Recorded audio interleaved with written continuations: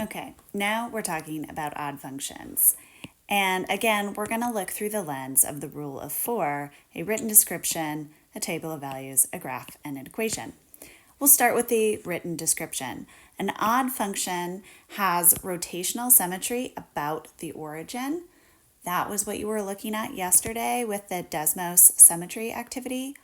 Or we can think of an odd function that has been reflected across both the x-axis and the y-axis.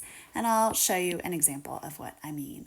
So an odd function might be something like our good old pal y equals x cubed. Or it might be something even wackier. It might be like, ooh. Isn't that nice? Or it might be something, I don't know, it might have, as x approaches infinity, it might go down. So it might have something like that. And if that were the case, what would happen over here? Well, it would go down and then up in sort of an even way. And so we start to sort of see this picture here, and we're going to go back to our old friend y equals x cubed. So if y equals x cubed, and we've got, x here and f of x, or y here, when x is 1, y is 1. Over 1, up 1. Boop. But when we sort of have like its corresponding point, that would be -1, -1. And then we would have the point 2, 8. 2 to the third power is 8.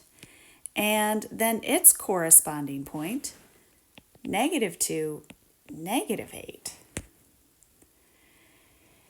And I could use 3 and -3. Sure, or I could use, 4 and -4. I'd get 64 and -64. Or, hey, I could use 10 and -10, in which case I would get 1,000 and -1,000. But notice that we have this sort of pairing again that's happening, but it's slightly different. Where an even function, these two values were the same. In this case, they're not. So we have 1 and 1, -1, -1. 2 and 8, -2, -8.